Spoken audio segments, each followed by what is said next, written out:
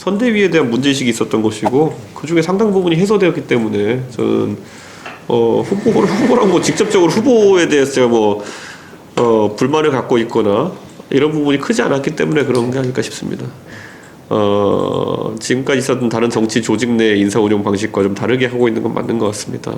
그렇기 때문에 저는 그건 후보의 장점이자 잔점이 될 수 있다라 보고, 그건 후보의 운영 원칙에 따라서 캠프가 돌아가는 건 맞는 거니까요. 네.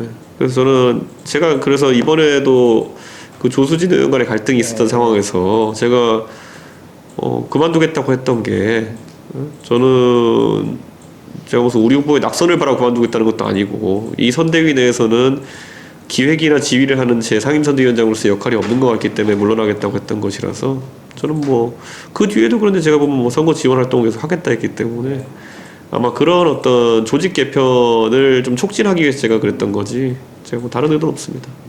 저는 당무 구성권에 대해서 울산 합의 때 첫 번째 조항으로 저희가 논의할 때 후보 요청이 있으면 당대표가 다른 형식으로 하겠다라고 이제 했거든요. 그 말은 후보에게 명시적 요청을 해야 된다는, 후보가 당대표에게 명시적 요청을 해야 된다는 것이고, 당대표는 선거에 필요한 당무에 있어서는 후보의 의사를 최대한 존중한다라는 뜻이거든요. 그렇기 때문에 저는 그건 이제 이견이 없는 부분이라고 생각합니다. 아무래도 이철규 의원님은 과거에 이제 여러 지점에서 저에 대해 굉장히 비판적인 이야기를 하신 적이 있었고, 근데 그게 제가 봤을 때는 전략부총장은 선거 사무도 담당하지만 당무도 담당하는 부분이 있기 때문에 그 부분에 있어서는 저도 좀 인사에 이견이 있을 수 있다라고 얘기한 것이고, 그 문제는 후보가 저에게 이철규 의원을 꼭 써야겠다, 하지만은 이철규 의원이 만약에 대표에게 어떤 좀 서로 오해를 살 만한 언급을 한 일이 있다면은 이철규 의원이 좀 그걸 사과하고 풀었으면 좋겠다는 취지로 하셔가지고 그거는 잘 마무리됐습니다. 이철규 의원님과 실제로 제가 그 뒤에 직접 대화를 나눴고요. 네. 지금까지 저와 후보 간의 그 재보궐선거 공천에 대해서 언급한 바는 단 하나도 없고, 일각에서 얘기하는 것 지방선거 공천에 대해서도 후보는 그거는 당연히 본인이 대통령이 된다면은 된 이후에 당 지도부가 알아서 할 일이다라고 한번 정리한 바가 있습니다. 제가 그러니까 내부 총질이라는 프레임을 이제 보수 유튜버들이나 이런 쪽들이 많이 잡아가지고 저희 공격했는데, 우선 기본적으로 당 대표는 내부 총질을 할 수가 없습니다. 왜냐하면 당 대표는 본인이 의사결정 주체로서 하는 것이기 때문에 오히려 당 대표에게 공격하는 게 내부 총질에 가깝습니다. 그렇기 때문에 오히려 당 대표가 이끄는 방향에 대해서 여러 가지 의도적인 오해를 양산시키거나 공격하는 행위 자체가 내부 총질에 가깝고요. 기본적으로 최근에 저희가 선대위 개편한 이후에 오히려 저한테 내부 총질이라고 했던 유튜버들이 요즘 안철수를 밀자느니 자기들이 드디어 자신들의 야욕을 드러내고 있습니다. 그러니까 그런 어떤 소위 말하는 자신들 경제적 이득이나 아니면은 그런 상황에 따른 유불리를 만들어 나가려고 하는 사람들이 공적인 역할을 수행하고 있는 당대표에 대해 가지고 이런저런 음해를 하는 것 자체가 총질이죠. 세대포이론이라는 게 사실 저희가 서울시장을 이겼던 동력이고, 그리고 전당대회에서 파란을 만들고, 그리고 역대급 대선 경선 흥행을 이끌어내는 원동력입니다. 그렇기 때문에 이것을 포기하고 저희가 본선을 치른다는 것은 상상할 수가 없습니다. 저희가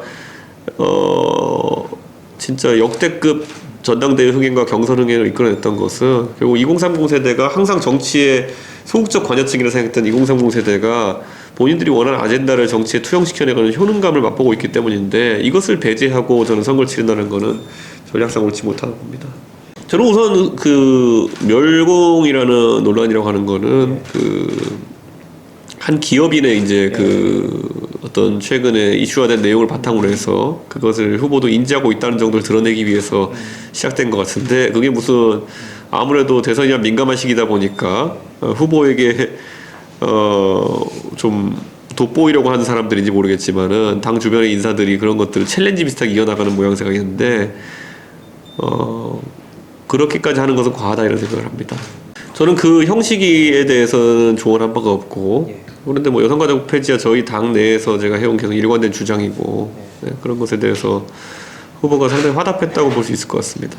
결국에는 우리가 여성가족부라는 곳이 과거 여성부로 출범해서 보건복지가족부에서 가족업무를 떼어서 여성가족부가 된 것인데, 저는 이 가족업무를 여성부가 사실 초기에 호주제 폐지나 여러 문제 있어가지고 여성 문제를 가지고 유의미한 역할을 한 건 맞지만은, 그 이후에 여성 업무로 딱 특화해서 할 게 없다 보니까 가족 업무를 끌어안는 모양새가 됐거든요. 그러다가 이제 또 그 안에서 또 갑자기 게임 무슨 셧다운제 이런 것들을 끌어안으면서 이 부처가 사실 설립 취지가 모호해진 상황이 돼버렸거든요. 그러다 보니까 우리 후보의 인식대로 여성부라는 게 뭡니까?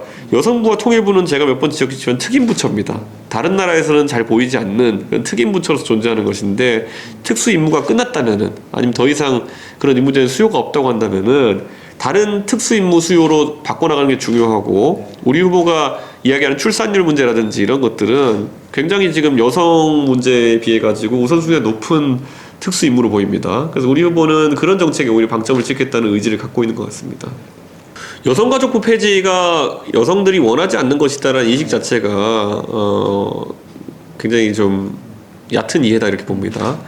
실제로 최근에 젊은 세대 사이에서는 그 대학교에도 보면은 총여학생회 해체 운동이 일어나고 있습니다. 그래서 최근에는 경희대학교에서 여학생들만의 투표로 총여학생회를 해체하자는 것에 찬성 동의가 과반을 넘어가지고 실제로 총여학생회가 해체된 일이 있거든요.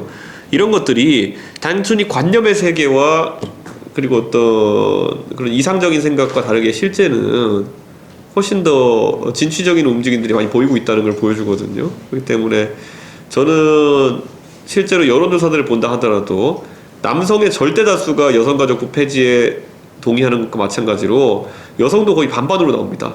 그것은 지금까지 여성가족부가 여성들도 다수 만족할 만한 그런 어떤 부처 운영을 하지 못했다는 걸 의미한다는 거죠. 저는 오히려 여성들 중에서 상당히 이런 개혁적인 방향에 동의하는 수가 더 많아질 것이다. 그래서 긍정적인 지지율에도 긍정적인 영향을 줄 것이다 이렇게 보고 있습니다. 이재명 후보가 전 특별히 여성의 인권 문제나 이런 부분에 대해 가지고 깊은 이해를 하고 있는 분은 아니라고 생각합니다. 왜냐하면 그분의 행보나 이런 것들을 보면은, 또는 많은 분들이 알고 있던 그 가족 간의 대화나 이런 것들을 보면은, 이분이 여성이나 아니면 뭐 가족 문제에 대해 가지고 정작 그 민주당 지지층이나 아니면 정의당 지지층이 좋아할 만한 행보를 하지 않는 분이다라는 인식 갖고 있고, 그렇게 이제 그 본인의 선언적 행보와 실제 행동이 일치하지 않는 분들이 광역단체장으로 가면서 대한민국에 끼쳤던 어떤 손해라는 거는 다 모두가 알고 있거든요. 그분들 누구보다도 82년생 김지영이나 아니면은 페미니즘을 본인 입으로 홍보하던 분들인데 나중에 불미스러운 일로 시장직을 그만두시거나 했던 분들이거든요. 저는 이재명 후보도 실천적으로 그런 걸 할 수 없는 분이라면은 그런 언급을 너무 선언적으로 과도하게 하는 건 옳지 않다. 그러면 그게 바로 이제 보고 알을 삼키는 과정이다 이렇게 생각합니다. 여성가족부 문제나 이런 것들은 당의 기본 방침이었고, 우리 당을 지지하는 신지지층은 다 그런 것들이 우리 당의 방침이라고 이해하고 있었는데, 그 방침과 정반대되는 생각을 가진 분들이 후보의 영입 인사로 들어오니까 혹시 우리 후보는 생각이 다른가라는 오해가 생긴 것 같습니다. 물론 우리 후보는 그 인사들의 그런 어떤 특정 사안에 대한 관점보다는 그분들의 전문성이나 이런 걸 보고 아니면 역할을 보고 영입을 했겠지만은, 20대, 30대 젊은 세대는 그 문제에 대한 그분들의 입장에 너무 강하게 반응하거든요. 그렇기 때문에 그런 부분을 좀 걷어내고 나니까 후보가 정책적 행보를 하는 공간이 오히려 좀 자유로워진 게 아닌가 싶습니다. 어떻게 생각하세요? 아마 제가 상임선대위원장을 사퇴하면서 일갈했던 부분과 닿는 부분이 있을 겁니다. 그만큼 후보가 정치를 처음 하다 보니 좀 많은 분들의 조언을 받고, 또 그리고 또 그분들과 소통하는 과정 속에서 개선 밖의 의견들이 너무 많이 들어온 것도 있고, 그 조수진 의원 사태에서 드러난 거는 이제 하극상 아닙니까? 이런 식으로 조직 체계가 정비되지 못했던 부분도 있고, 저에게 있었던 일은 그런 일들을 본다면은 많은 분들이 김종인 위원장에게도 어떤 일이 있었을지 좀 추측해 볼 수 있지 않을까 그런 생각을 합니다. 선거에 있어가지고 그다지 책임이 크지도 않고, 그리고 실질적인 기여도도 크지 않은 분들이 본인의 입지를 강화하기 위해 가지고 언론에서 센 말 하는 거는 그야말로 가장 안 좋은 정치 행태다 이렇게 봅니다. 저는 오히려 김종인 위원장 같이 이제 80살이 넘으셨고 선거에서 어떤 좋은 결과가 있다 하더라도 실질적으로 본인이 어떤 역할을 담임하지 않겠다 선언하신 분에게 여러 가지 그런 공격적인 언사를 쏟아내는 것 자체가 누구에게 도움이 되며 저는 보고 있는 국민들에게도 굉장히 안 좋은 모습이다. 그래서 저는 그 처음에 핵심 관계자라는 이름에서 조금씩 지칭하는 그 대명사만 바뀌면서 이런 일을 벌이는 사람은 진짜 악랄한 사람이라고 생각합니다. 김종인 위원장이 뭐 대선 캠프만 뭐 7, 8번 경험하셨을 텐데 지금의 우리 대선 캠프에서 보이는 그 위험 요소들을 표현하신 거는 뭐 나름의 그 통찰력을 바탕으로 하신 거겠죠. 그러니까 그 사실 분석에는 저는 뭐 상당한 진실성이 담겨 있다 보고 그런데 이제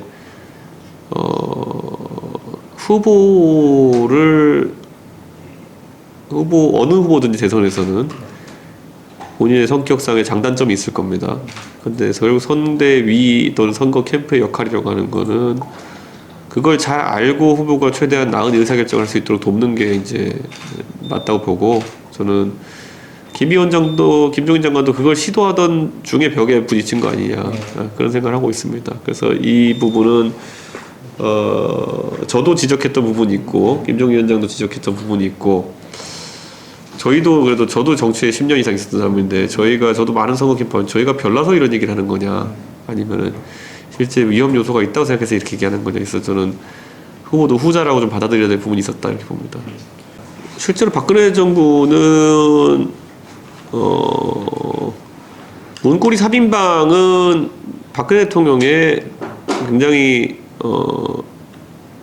충직한 보좌진들이었다 저는 이렇게 보거든요. 그렇기 때문에 그것은 애초에 그런 어떤 업무 체계를 만든 박근혜 대통령에 대한 아쉬움을 김종인 위원장이 굉장히 표현한 적이 많았고 저는 우리 후보에 대해서도 그런 의사결정 구조 체제를 후보가 구축하면 안 된다는 식으로 이제 김종인 장관이 비판했을 거다 이렇게 봅니다.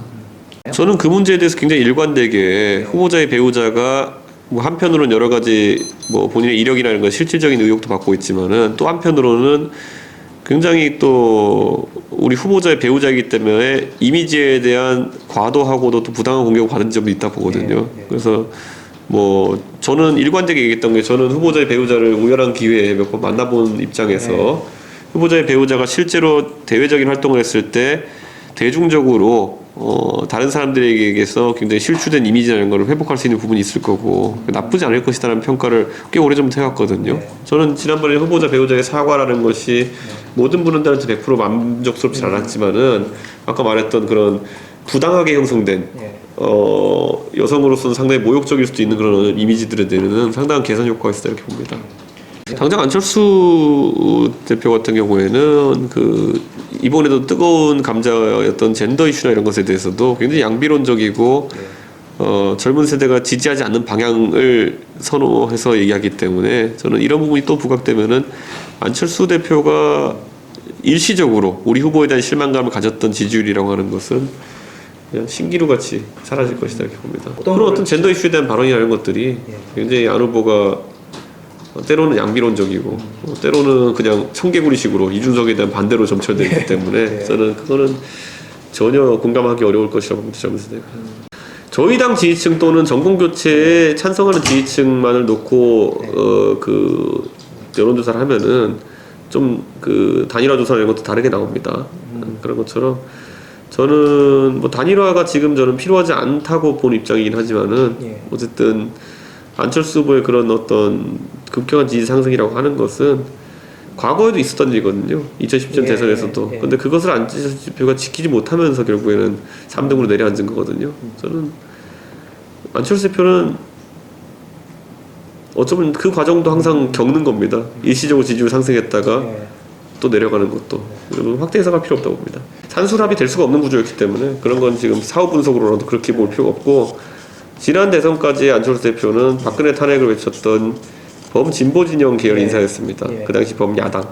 그렇기 때문에 지금 그러면서 이제 또 그분이 또 보수 지역 넘어오면 오히려 그분의 지역이 축소된 모양새이기 때문에 저는 그렇게 생각하지 않고 지금도 안철수 대표랑 우리 후보가 단일화한다든 산술적인 합의 나오지 않을 거라 확실합니다. 단일화라는 것이 경선 단일화도 있고 뭐 예를 들어 한쪽이 접는 방식도 있고 뭐 있고 한데 김종인 위원장이 과거에 저랑 얘기할 때도 어떤 언급을 하신 바는 있지만은 산술 합의 안 나오기 때문에 단일화에 대한 효과를 그렇게 크게 보고 있지 않으신 것도 맞습니다. 이렇게 보시면 돼요. 제가 만약에 당내에서 책임이 큰 자리에 있지 않았다고 한다면은 저는 이견을 아예 노출시킬 이유가 없습니다. 그런데 거꾸로 당 대표는 선거 결과에 무한 책임을 지는 자리 중에 하나인데 지금 결과론적이지만은 선대위가 개편되니까 얼마나 좋습니까?